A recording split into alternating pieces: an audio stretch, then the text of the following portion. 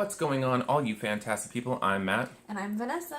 And as we said in our review for Green Book, we are trying to play catch up on all the films that were nominated for Best Picture in the upcoming Academy Awards. There were a lot that we didn't see this year. A lot that we didn't see. However, we do have reviews for the aforementioned Green Book, as well as Black Panther and Bohemian Rhapsody, but we're still way behind. We have to see Roma, we have to see Black Klansman, Vice, so on. Actually, I think that's it. Plus, we're about to talk about The Favorite. And The Star is Born. And now we're going to talk about The Favorite, which stars Olivia Colman, Rachel Weisz, and Emma Stone. Set in the early 18th century, England is at war with France. Sitting on the throne is a sick and frail Queen Anne. By her side is the Duchess of Marlborough, Sarah Churchill, a woman who uses her influence and powers of persuasion to rule the country. Sarah's homely and poor cousin Abigail arrives at court one day, seeking employment and a roof over her head. Once she learns of a secret that could fracture the country, Abigail begins to maneuver her way into the Queen's favor, no matter the cost.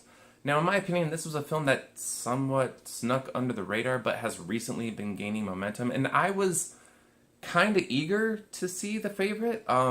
A lot of the talk has been about the three main stars of the movie, and rightly so. These women are nothing short of fantastic in this film. Absolutely. This is another movie that's just, if you don't have the acting, you don't have the movie, pretty much.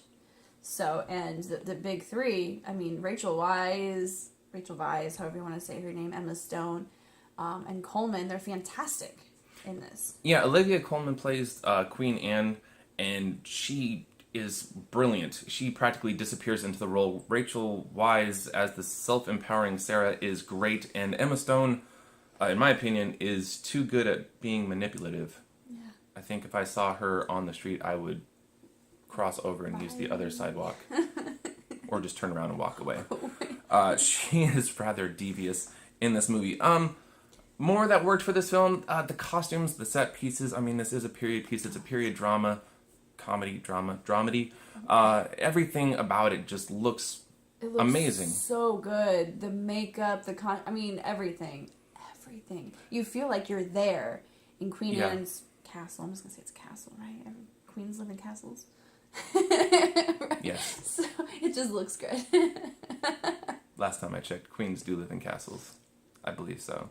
Yeah, and even the directing, I'm sorry. I know that this director he's very well known. I'm not going to try and pronounce his name. Yorgos Lanthimos? I said I wasn't going to try and pronounce it, and here I go. Anyways, the directing is pretty good. I know we kind of differ on this. I didn't really like the wide-angle choices used at times. I thought it was kind of weird, kind of strange. I know you liked it. I thought it was unique. It was different.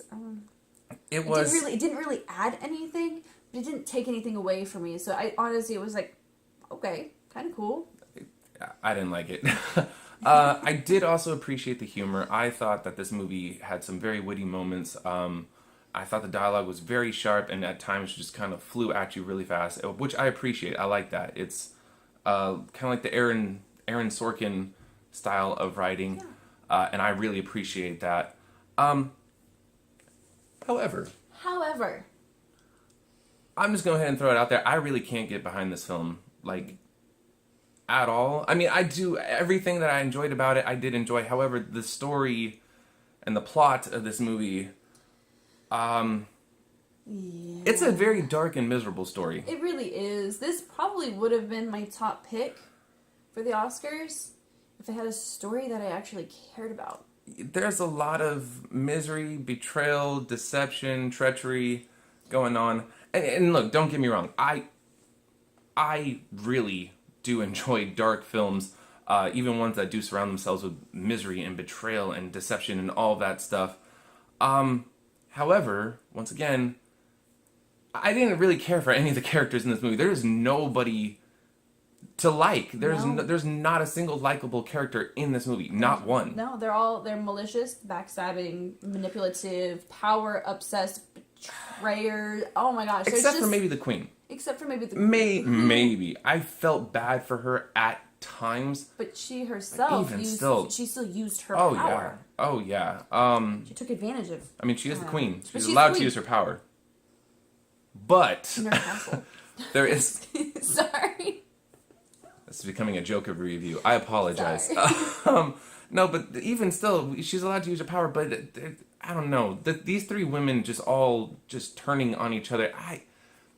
But at the end of the day, by the time the credits were rolling, I just was like, I don't care about a single one of these characters. And that to me is the biggest issue with this movie. As well as it's kind of an odd film. There are choices made in this movie that I don't know where this movie was going. Parts felt odd and just disjointed, uneven. Yeah, no, definitely didn't... I mean, the pace was fine, but I just feel like things were thrown in there and you're just like, what was the point of that? And even though I did like the dialogue and I did like most of the humor, there were parts that where I wasn't sure, is this supposed to be funny? Am I supposed to be laughing right now? Because I'm not.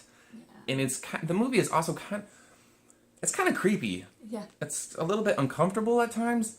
I don't know. I really don't know where this movie was trying to go.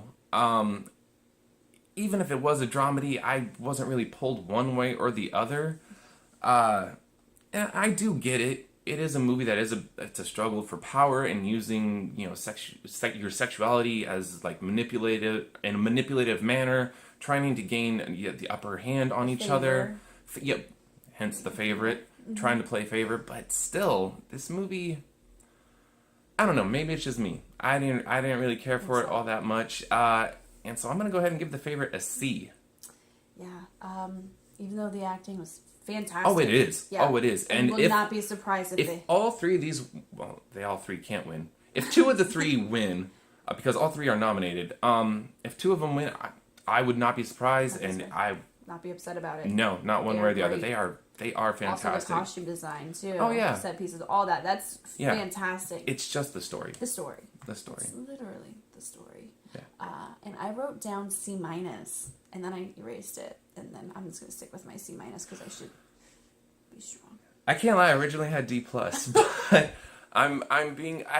the acting is fantastic, and I do kind of get where they were trying to go. I think it was the method in which they got there. Yeah. I just didn't care for it, and the fact that there's nobody to like, and that to me is kind of a big thing. I don't enjoy watching films where I'm not emotionally attached to one character or another for one reason or another, and I was not attached to anybody. Part of me feels like this was like a soap opera because there was nothing really to gain historically from this. And actually, I know this might be running a little bit long for some of you guys, but I'm actually going to share a little funny story which I did not tell you about. But my mother, your mother-in-law, went to watch this movie, left with 30 minutes to go in the film because she found this movie deplorable, and she really loved the acting, but she actually told me that for all she cared, all three of those women could have killed each other by the end. So there you go. However, if you've seen The Favorite, let us know what you thought about it down below. And of course, if you like this review, hit the like button. If you want to see more of our awesome movie reviews, hit the subscribe button. As always, thank you so much for watching. Take care of yourselves, take care of each other, and we will see you awesome people next time.